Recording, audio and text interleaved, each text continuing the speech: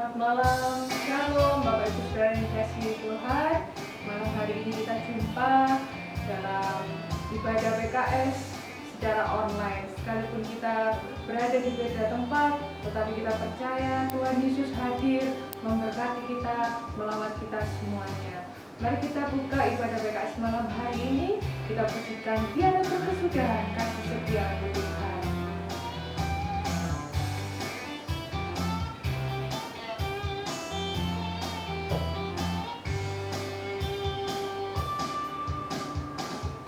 Tiada berkesudahan kasih setiamu Tuhan, selalu baru rahmat-Nya bagiku. Hari berganti hari telah kulihat kasih-Mu, tak pernah berakhir di hidupku. Tuhan Yesus baik, sungguh amat baik, untuk selama-lamanya.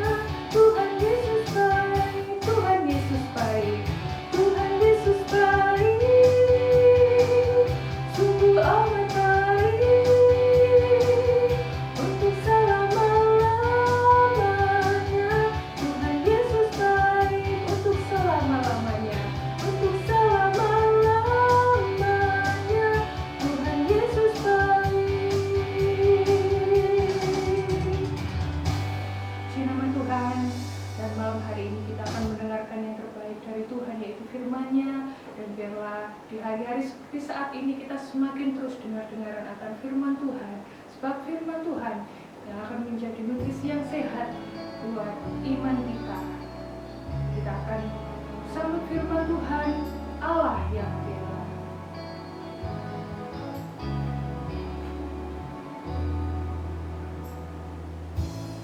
Allah yang bela,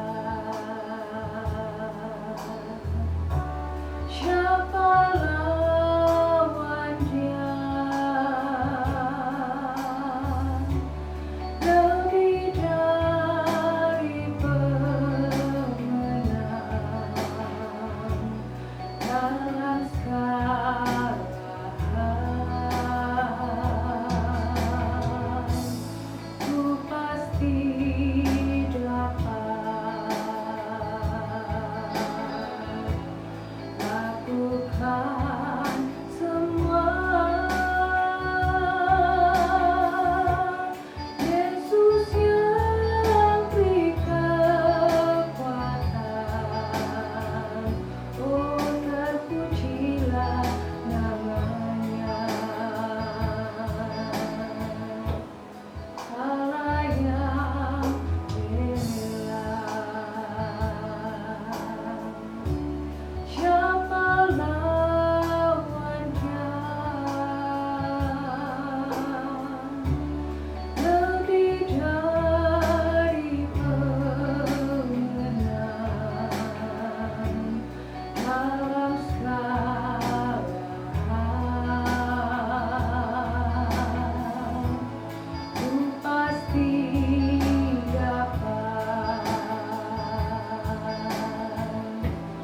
lakukan semua.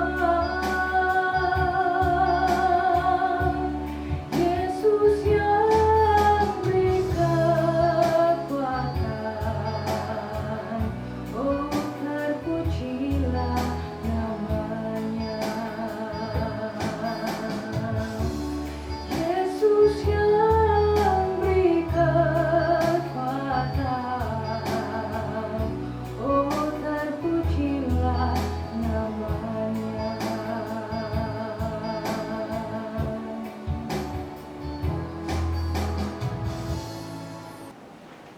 Salam sejahtera untuk keluargaku semua, Tabernacle Family Gresik, Surabaya.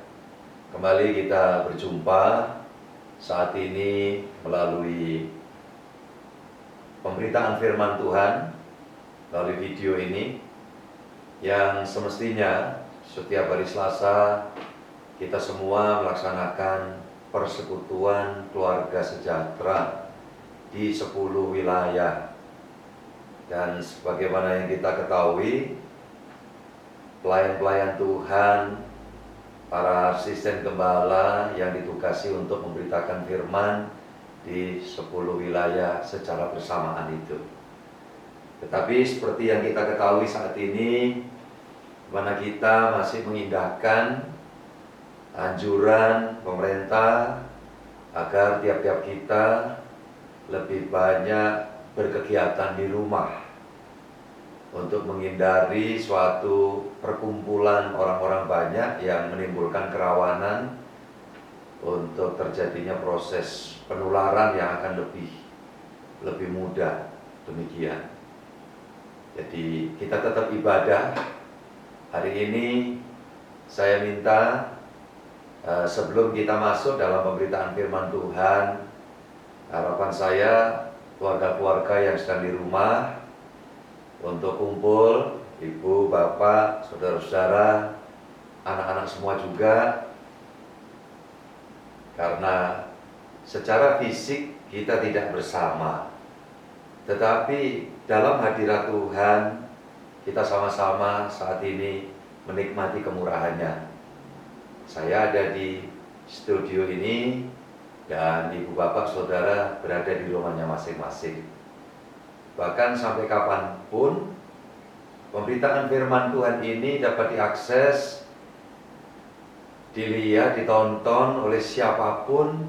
Keyakinan saya sebagai seorang hamba Tuhan, semua saudaraku, bapak ibu saudara sekalian diberkati Tuhan. Itu yang saya yakini dan kita yakini bersama. Sekali lagi silakan untuk semua aktivitas yang membuat nanti Anda di rumah tidak fokus, barangkali diselesaikan dulu. Saya minta HP, smartphone yang ada di silent semua, tolong. Dan fitur-fitur yang akan mengganggu konsentrasi kita bersama ditutup, kecuali mungkin sementara saudara yang membuka Alkitab melalui smartphone saudara, hanya itu saja. Dan pesan saya tetap bahasa lokalnya ojo nyambi. Nanti kita buka Alkitab tapi fitur sebelahnya ada WA, ada Facebook, tetap dijalankan. Itu yang membuat kita tidak akan menikmati sapaan Tuhan, ajaran Tuhan secara jelas, sehingga berkat tidak maksimal yang seharusnya disediakan Tuhan bagi kita. Kemudian karena sikap kita yang keliru, kita tidak mendapatkan apa yang Tuhan janjikan. Sebagai hamba Tuhan, kewajiban buat saya untuk mengingatkan itu. Ibu-ibu, barangkali yang sedang memanaskan masakan, tolong kompor dimatikan dulu, daripada nanti waktu di tengah kita bersekutu dengan firman, lantas pikiran kita terganggu, khawatir yang sedang kita panaskan jadi hangus, bahasa Jawa Timurnya gosong. Baik, puji Tuhan. Kalau sudah demikian, sudah semua, kita akan sama-sama duduk kepala dan berdoa. Mari kita berdoa. Bapa Surgawi, terima kasih, kami mengucap syukur karena saat ini kembali Tuhan mempersekutukan kami, walau tidak secara langsung pertemuan fisik, melainkan fellowship ini tetap terjadi. Kami dengan Engkau ya Tuhan, kami dengan Engkau dan juga dengan saudara-saudaraku semua, keluarga besar, umat pilihan Tuhan, dimanapun berada. Malam ini kami sama-sama dapat menikmati lawatan dari Tuhan, karena kami percaya seperti peristiwa-peristiwa yang ada di dalam kitab suci, ketika Engkau datang menampakkan diri ya Tuhan, Engkau memberkati, seperti yang pernah terjadi kepada Yakub dan masih banyak lagi anak-anak Tuhan di sana. Malam ini atau hari ini Tuhan tolong kami semua untuk menikmati hadirat Tuhan yang kudus. Roh Kudus memberkati dan mengurapi kami semua. Di dalam nama Tuhan Yesus Kristus, kami berdoa dan mengucap syukur. Haleluya. Amin. Puji Tuhan. Hari ini kita bersekutu dengan firman Tuhan dengan satu pokok renungan tentang 3 macam profil kehidupan. 3 macam profil kehidupan yang diambil dari nats Alkitab yang ada di dalam kitab Kejadian pasal yang ke-14. Silakan Ibu, Bapak, Saudara, anak-anakku semua membuka Alkitabnya. Kejadian pasal 14. Saya baca ayat 11 sampai ayat yang ke-14. Demikian firman Tuhan. Segala harta benda Sodom dan Gomora beserta segala bahan makanan dirampas musuh. Lalu mereka pergi. Juga Lot, anak saudara Abraham atau keponakan, beserta harta bendanya dibawa musuh. Lalu mereka pergi. Sebab Lot itu diam di Sodom. Ayat 13. Kemudian datanglah seorang pelarian dan menceritakan hal ini kepada Abraham, orang Ibrani itu, yang tinggal dekat pohon-pohon Tarbantin, kepunyaan Mamre. Orang Amori itu saudara Eskol dan Aner, yakni teman-teman sekutu Abraham. Ayat 14. Ketika Abraham mendengar bahwa anak saudaranya tertawan, maka dikerahkannya lah orang-orangnya yang terlatih, yakni mereka yang lahir di rumahnya, 318 orang banyaknya, lalu mengejar musuh sampai ke Dan. Amin. Demikian sabda Tuhan. Firman Tuhan yang kita baca ini paling tidak saya ambil ada 3 tampilan profil kehidupan. Tentu saja kalau ditelusuri, oh itu kan ada orang-orang yang di rumah Abraham begitu banyak, 300 sekian. Ya, tapi itu kan di bawah pengampu dari Abraham. Kita ambil 3 profil itu. Yang pertama ada Lot. Kita semua tahu siapa Lot ini, anak dari saudaranya Abraham. Bahasa kita kemenakan atau keponakan. Kemudian ada lagi seorang pelarian yang membawa kabar buruk, yang menceritakan semua itu kepada Abraham. Itu yang kedua.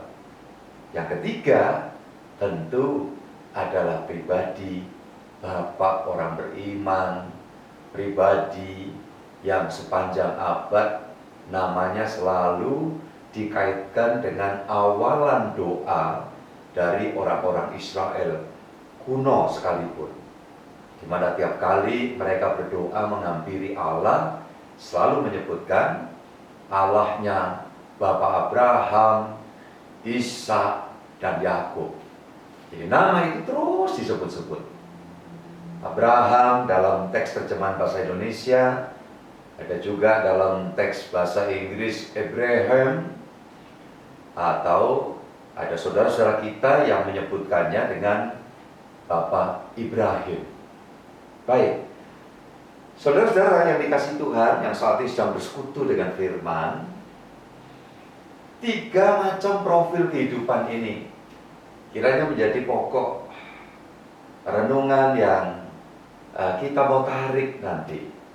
Prinsip-prinsip penting yang Tuhan hendak sampaikan kepada kita, kemudian kita Mohon kuasa Roh Kudus dapat membawa hidup kita semua boleh mengaplikasi diri sesuai dengan kebenaran Tuhan dengan pokok yang dimaksud. 3 profil ini beda-beda. Kalau yang pertama kita sama-sama perhatikan adalah tentang profil kehidupan dari Lot, keponakan Abraham. Gambarkan saja bahwa ini seolah-olah menggambarkan ya secara umum orang yang mengaku Kristen, umpamanya seperti itu. Ada 3 macam profil ini. Nah, nanti role kehidupan di dalam kisah ini yang mana yang kita pilih? Tentu kalau pertanyaan seperti itu masing-masing kita sudah punya gambaran siapa yang akan kita pilih. Baik, tapi minimal kita akan melihat sisi-sisi kehidupan. Kenapa orang ini kok mengalami begitu? Kita tarik balik perjalanan hidupnya. Oh, taunya cara hidupnya begitu. Oh, yang ini kok jadi pelarian. Sebetulnya kenapa kok jadi pelarian? Kita tarik ke belakang bagaimana model kepribadian orang itu. Kemudian kita melihat di sini ada pribadi yang sangat kita banggakan, Abraham. Kok bisa seperti ini yang dialami? Kemudian capaian-capaiannya apa? Kita tarik balik bagaimana perjalanan hidupnya, sehingga seorang Abraham memiliki bobot kehidupan yang mantap. Kembali yang pertama adalah Lot. Ketika kita bicara tentang Lot, tentu kita menerawang ke belakang. Siapa sebetulnya profil Lot?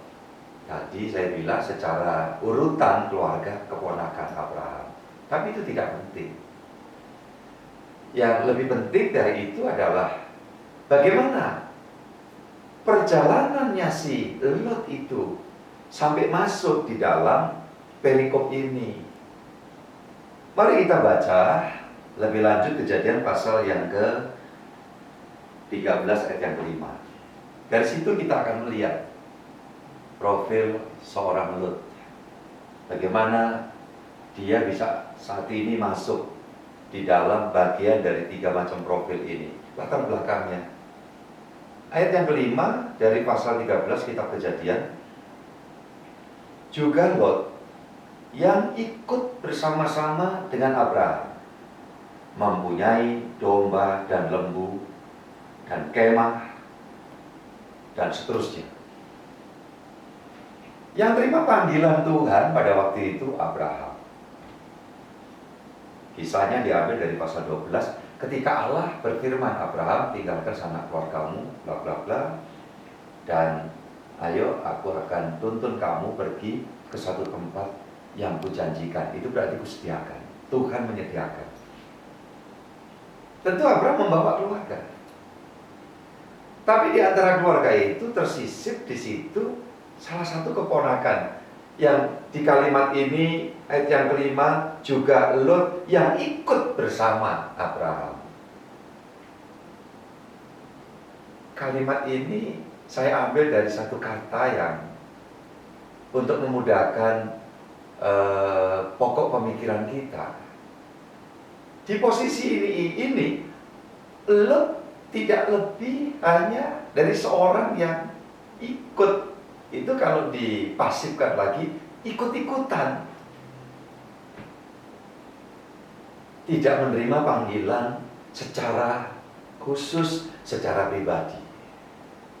Nah, sangat disayangkan kalau kehidupan keberimanan kita itu hanya levelnya sebatas ikut-ikutan. Sebut saja kalau kita ini ya menyebut diri Kristen. Tuhan ingin kita tidak sekadar menjadi Kristen yang ikut-ikutan. Olehnya Tuhan memberikan penegasan bahwa sebelum dunia dijadikan, Aku telah memilih kamu. Kalimat itu seperti yang dirilis oleh Paulus kepada jemaat di Efesus. Kalau saudara buka di pasal 1 ayat yang keempat, dikatakan sebelum dunia dijadikan. Dalam konteks perjanjian lama juga ada yang tersirat sama seperti itu ketika Tuhan berfirman kepada Nabi Yeremia. Ya, sejak kamu di dalam kandungan ibumu, aku Tuhan, nah itu, telah memilih kamu. Maksud dari apa yang sedang saya pertajam di sini, Tuhan mendambakan kehidupan orang yang menyebutkan diri, aku ini percaya, aku ini beriman, aku ini Kristen lazimnya. Orang selalu menyebut begitu. Itu tidak sekedar hanya sebatas itu. Tetapi Tuhan rindu kita mempunyai satu keyakinan berdasarkan pengalaman secara pribadi. Tentu bersumberkan dari wahyu kebenaran firman Tuhan yang semakin hari semakin meyakinkan kita. Ternyata aku tidak sekedar terpanggil menjadi orang beragama, tetapi aku ini terpanggil, terpilih oleh Tuhan.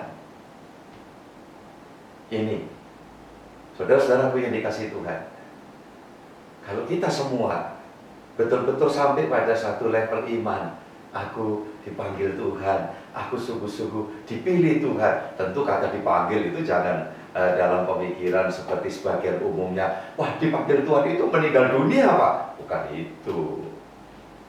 Tentu kata panggilan, ya kata terpanggil di dalam Alkitab itu dengan beragam konotasinya dan kontekstualisasinya. Itu tentu kita bisa belajar di situ. Dalam arti panggilan dan pilihan seperti yang Tuhan sampaikan dalam Injil-Injil. Ya, maksudnya Injil-Injil itu ada Matius, Markus, Lukas, Yohanes. Tidak ada Injil-Injil yang lain tentunya. Ya, mengatakan bahwa hendaklah kamu menjadi orang yang bukan cuma dipanggil, tetapi juga yang dipilih. Ya, gitu. Kita melihat profil ini, Lot tidak sama dengan Abraham. Abraham terima panggilan Allah. Karena dia memenuhi panggilan Allah, ya dia masuk pilihan Allah. Saudara yang dikasih Tuhan, kalau strata rohani hanya ikut-ikutan, lah ini jadi masalah. Ya, maka apa yang terjadi? Perjalanannya tidak jelas, seperti Lot ini. Malah kalau kita menyoroti prinsip-prinsip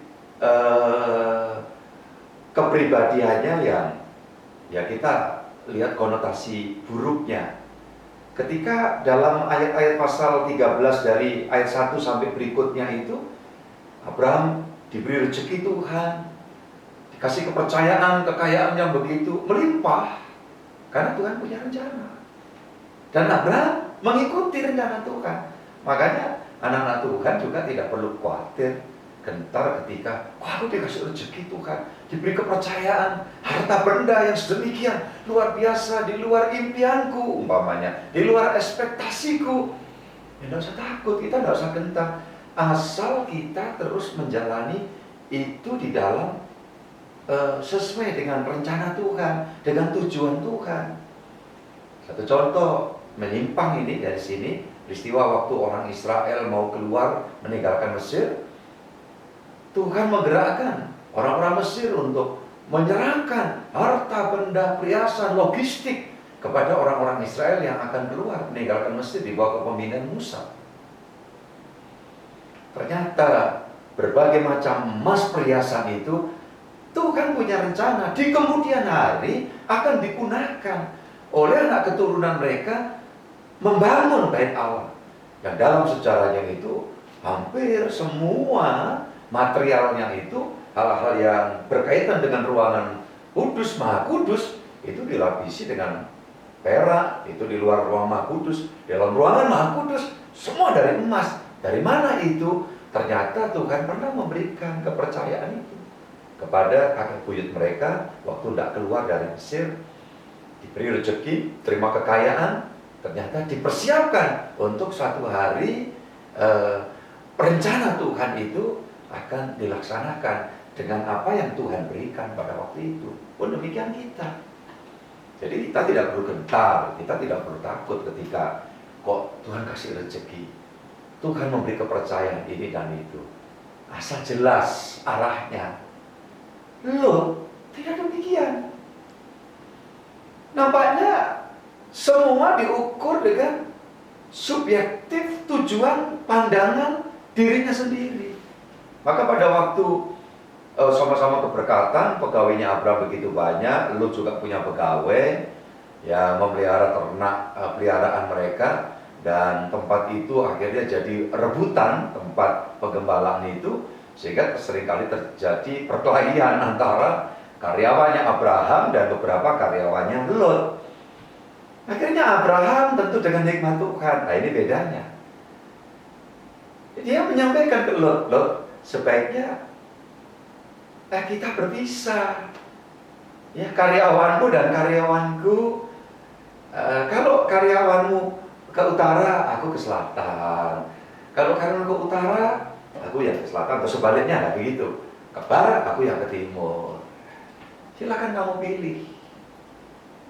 Kalau sebagai orang muda yang sadar keberkatannya, terangkatnya hidupnya sedemikian, itu tidak lepas oleh karena ya kebaikan dan ya nama dari Abraham, sehingga kecipratan rezeki. Mestinya kalau seorang itu tahu tata krama, ini istilah ketimuran ya, dia akan mengatakan kepada kepada Abraham, paman saja yang menentukan kami mau di mana, karena kami tahu kalau paman yang mengatakan, kan paman diberkati Tuhan, paman dekat sama Tuhan.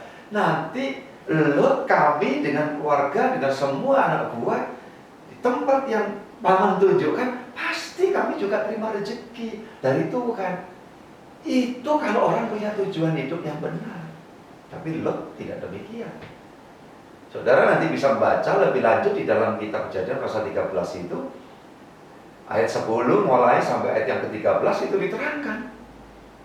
Justru Lot mengarahkan pandangnya ke tempat-tempat mana yang menurut mata jasmaninya, ya, dalam tanda kutip ini. Karena di situ sudah kelihatan watak buruknya apa? Rakus.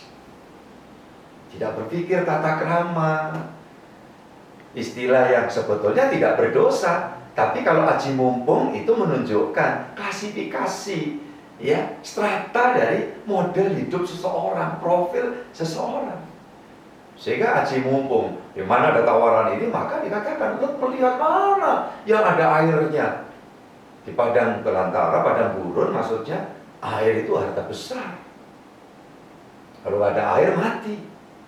Maka dilihat dalam pemandangannya justru di lembah Sodom, Gomora banyak airnya. Bahkan ada kalimat yang tertulis di situ, di pemandangannya Lot itu seperti taman Tuhan. Nah ini kebalik-balik. Keindahan dunia itu bukan taman Tuhan. Kalau taman Tuhan itu damai sejahtera yang ada di dalam hati. Keindahan dunia, hal-hal yang dijanjikan, itu kalau seperti yang terjadi di masa sekarang, bisa sekejap berubah, seolah dunia sepi. Ya, saudara dikasih Tuhan, jarang lihat mobil lalu lalang. Berapa saat lalu, bagian keluargaku yang di Jakarta memberikan informasi kepada saya, aduh, ibu kota jauh lebih sepi daripada kalau waktu libur, ya, holiday atau tepatnya lebaran itu sepi. Ini jauh lebih sepi. Rasanya tidak ada indahnya lagi. Punya duit, ya, mau masuk ke restoran yang berkaliber internasional, di situ ada biasanya banyak orang lintas bangsa ada di sana, duduk makan, makanan yang enak, mahal, dan kita mungkin biasa duduk di situ. Coba hari-hari seperti ini, kita tidak lagi leluasa pergi ke sana. Akhirnya apa? Ya sudah, kembali di rumah bikin pecelan. ya, nyeplok telur, mata sapi, kadang mata kerbau, kadang barangkali ya model mata belek kan barangkali ya, saudara-saudara yang dikasih Tuhan. Itu yang terjadi. Apa artinya? Yang dipandang Lot itu salah. Makanya kalau kita memakai cara pandangnya Lot, keliru besar. Saudara-saudara yang dikasih Tuhan masih tetap fokus ya. Halo ibu bapak, saudara-saudaraku semua. Hai anak-anak, dengarkan firman kan? Puji Tuhan. Ini Pak Gembala, Pak Hendri tidak lihat langsung, tapi saya yakin ibu bapak, saudara, dan bahkan cucu-cucuku yang kecil sangat paham. Saat ini Tuhan sedang melihat, menyaksikan, dan memberkati kita semua. Amin. Puji Tuhan. Ya, kita fokus tetap dalam firman Tuhan. Jadi saudara-saudara dikasih Tuhan, pilihannya Lot salah. Memang nanti setelah dia pilih semua, wah sepertinya Lot itu melejit, kaya raya, dahsyat, luar biasa. Sekali lagi ya, tidak usah takut, jangan merasa berdosa kalau Anda dikasih kepercayaan kaya Tuhan, dari Tuhan, dan untuk kemuliaan Tuhan. Anda hidup, kita hidup, saya hidup dengan apa yang Tuhan percayakan. Kiranya ini tidak menjadi ketinggian hati, tidak menjadi hidup kesemenang-menangan diri, tapi justru kita katakan Tuhan biar Engkau dimuliakan. Ini juga untuk kepentingan Tuhan, ini juga untuk sebagian untuk kepentingan sesama. Tidak usah takut, tidak apa-apa. Ya, tetapi Lot ini kan demikian. Semua keberhasilan yang diterimakan ke dia justru menjadi pemicu, menjadi stimulus untuk dia hidup tidak mengikuti cara Abraham yang mengikuti firman kehendak Tuhan, tetapi mengikuti cara hidupnya orang Sodom dan Gomora. Saya tidak terangkan lebih lanjut, tentu sebagian besar kita tahu.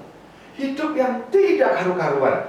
Di dalam Alkitab disebutkan di dalam pasal yang 13 ayat yang ke-13 itu kata-katanya begini. Adapun orang Sodom sangat jahat dan berdosa terhadap Tuhan. Itu diikuti oleh Lot. Maka apa yang terjadi? Kita melihat di sini, saudara-saudara yang dikasih Tuhan. Apa yang sudah sempat menjadi capaian Lot? Ludes. Pasal 14 ayat 14. Ketika Abraham mendengar bahwa anak saudaranya tertawan, maka dikerahkannya lah orang-orangnya. Ayat yang ke-12 ya. Juga Lot, anak saudara Abraham, beserta harta bendanya dibawa musuh. Lalu mereka pergi, sebab Lot itu diam di Sodom. Coba kita lihat ini. Ini profil yang pertama. Habis, dah karuan, dah jelas. Profil yang kedua sekarang.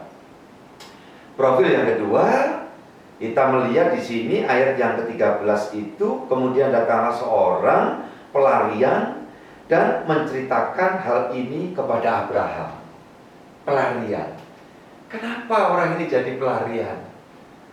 Ya karena kemungkinan besar dalam pola hidupnya tidak jelas.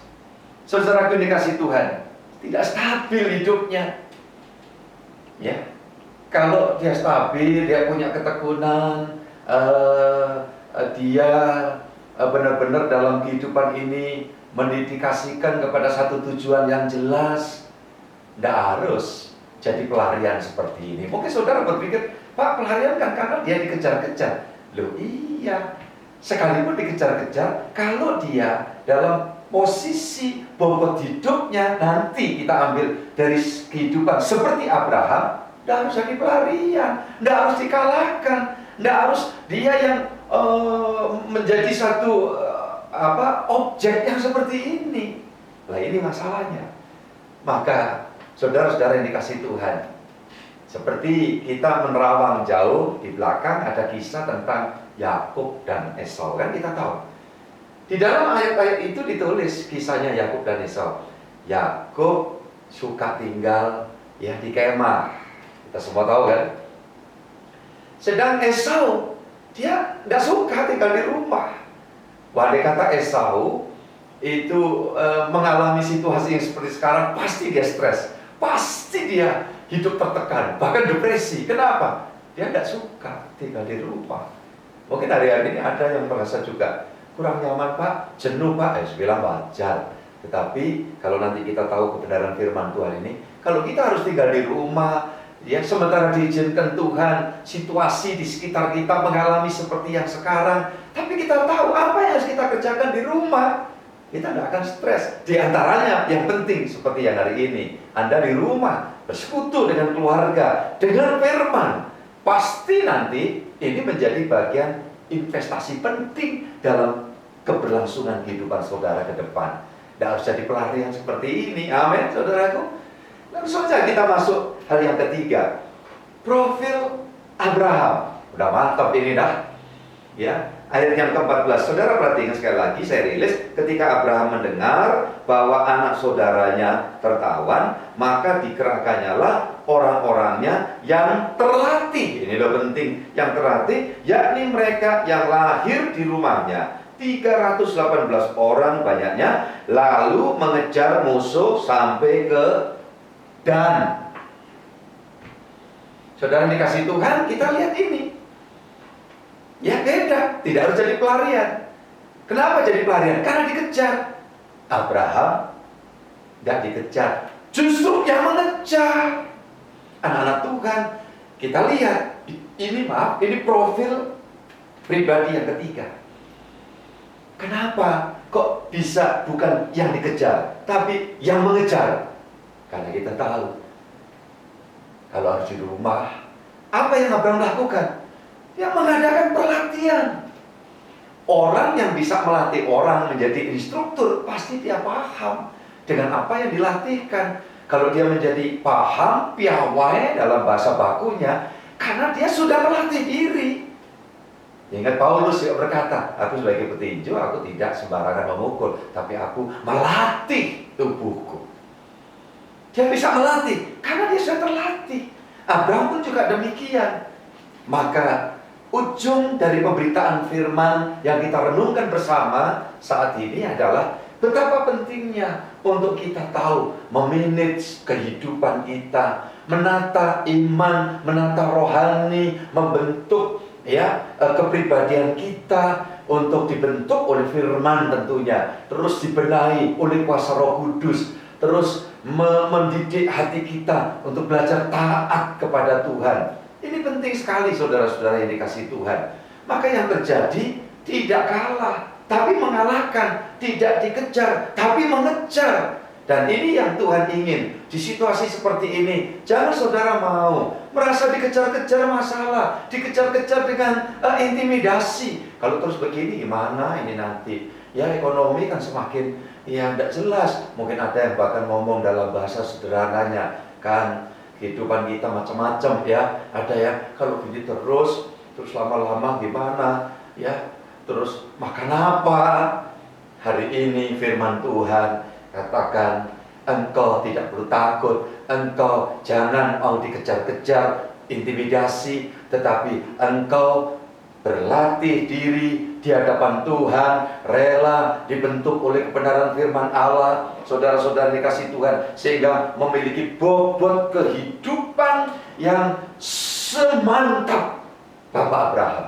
Dan karena kita anak-anaknya, saudara dikasih Tuhan, apa salahnya kita belajar dari dia? Abraham terus dia duduk diam di bawah kaki Tuhan, dia terus di dalam kehidupannya banyak nurut sama Tuhan.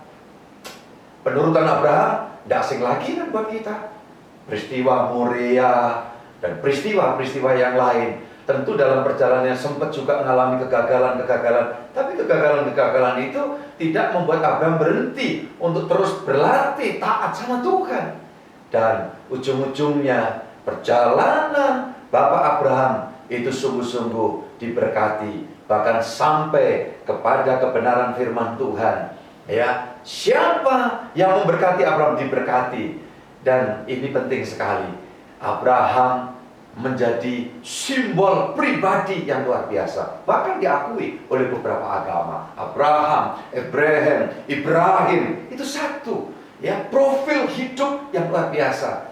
Hari ini saudara-saudara yang dikasihi Tuhan, ketika kita sedang menghadapi sesuatu, ya, mungkin suasana yang kurang mengenakan, dan lebih-lebih ini satu beban berat buat kita ketika kita tidak bisa melakukan ibadah bersama-sama, ya. Kenapa? Keadaan, arahan pemerintah itu bagus. Tujuannya apa? Supaya beragam penyakit itu tidak terus kemudian merembet kemana-mana. Kita sangat hormati, hargai kepada setiap yang berkompeten dalam bidangnya memberikan arahan kepada kita. Untuk itu kita yakin di situasi ini pasti Tuhan punya rencana yang begitu indah untuk kita harus mengalami suatu suasana yang tidak seperti hari-hari lalu. Kita mau duduk diam, kita mau di rumah kita membuat satu perhatian. Apa? Introspeksi diri. Mungkin selama ini rohani kita kurang gairah, kurang semangat. Kita mulai berpikir seperti profil-profil yang lain. Kadang-kadang kita berburu dengan kekuatan kita. Kalau kita tidak menata ya masa depan kita, kalau kita tidak berpikir harus mendapatkan sebanyak-banyaknya, nanti apa yang terjadi dan sebagainya. Hari-hari ini maksud saya, kita mesti belajar apa yang bisa kita lakukan. Kita sedang menghadapi sesuatu yang tidak kelihatan. Ini pun sudah sangat membuat orang keteter. Ya, yang menakuti kita bukan yang kelihatan semacam dinosaurus, bukan. Ya, suatu yang makhluk yang barangkali tidak terlihat dengan kasat mata. Ini pun sudah membuat seluruh dunia dalam keadaan terintimidasi. Tapi orang-orang yang terus belajar di bawah kaki Tuhan, Allah yang hidup, tidak akan membiarkan intimidasi dari kuasa lain itu menekan kita. Tapi justru kita balik, kita uber, kita kejar. Kita tidak dikalahkan, tetapi kita mengalahkan semua. Bahkan pekerjaan iblis pun kita bisa hadir dalam nama Yesus. Minggat, sakit penyakit, dalam nama Yesus. Segala macam kekhawatiran, ketakutan berkaitan dengan keuangan, ekonomi, pekerjaan, dagangan, bisnis, kedinasan kita tidak bisa seintens biasanya. Ini membuat takut, membuat gentar. Nanti bagaimana kalau akhirnya banyak mengalami ketertinggalan. Mulai hari ini aku tidak mau ditekan dengan semua itu, karena aku yakin aku belajar pada Tuhan. Tuhan akan melatih dan semua akan bisa kulalui. Dan hal-hal yang Tuhan sediakan pasti nanti bisa kembali semua. Seperti yang Tuhan katakan di dalam ayat 15. Saya baca selesai pasal 14 ayat yang 15. Ya, kata firman Tuhan, dan pada waktu malam, ayat 16 maksud saya, dibawanya lah kembali segala harta benda itu, juga Lot anak-anaknya itu, serta harta bendanya dibawanya kembali. Dengan demikian juga perempuan-perempuan dan orang-orangnya. Kalau Tuhan kasih berkat, rezeki seperti yang sudah-sudah, kalau Tuhan tidak bilang harus hilang, tidak mustahil. Pekerjaanmu nanti dipulihkan, bisnismu, usahamu. Kesimpulannya, ke masa depanan, ke hari esokan kita, bahkan ke hari senioran, hari tua kita, Tuhan tidak pernah tinggalkan. Tuhan pasti memberkati saudara semua. Kita sama-sama berdoa. Bapak Saudara kami, terima kasih, kami mengucap syukur. Melalui kisah ini kami mendapatkan ada 3 macam profil kehidupan. Dan tentu Lot ataupun si pelarian tadi, kami tidak mau contoh. Kami mau ikuti contoh kehidupan Bapak Abraham. Mantap, hidupnya harus berlatih terus.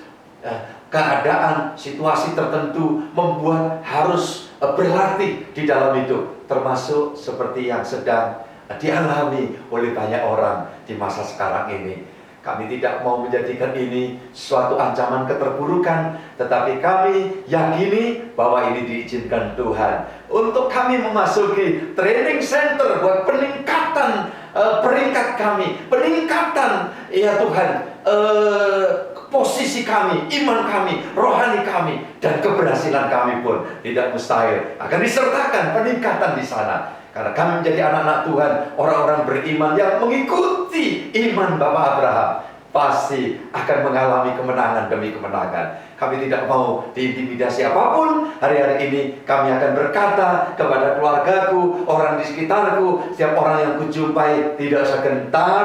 Sebab kalau kita bergantung bersandar Tuhan, pasti Tuhan campur tangan semuanya. Tuhan tidak tidur. gitu aja kok repot. Tuhan yang bertanggung jawab atas hidup kami, kalian tidak perlu takut. Tuhan, kami akan melakukan hal seperti ini. Mulai hari ini, selesai amin nanti, kami akan berkata kepada sekitar kami, keluargaku, untuk tidak usah gentar, karena Tuhan di pihak kita. Siapa lawan kita? Itu yang akan kami katakan kepada mereka semua. Pasti Tuhan merestui, pasti Tuhan campur tangan, Tuhan memberkati, dan Tuhan membawa kami di dalam jalan kemenangan. Bukan yang dikejar, tapi kami justru mengejar semua yang tidak mengalahkan kami, dan semua kami tundukkan dalam nama Tuhan Yesus Kristus. Kami sudah berdoa, haleluya, amin. Berkati kita semua, dan katakan kepada sekelilingmu, kita orang-orang yang mengejar, bukan yang dikejar oleh persoalan. Kita kalahkan persoalan di dalam nama Tuhan Yesus Kristus. Tuhan memberkati semuanya. Shalom.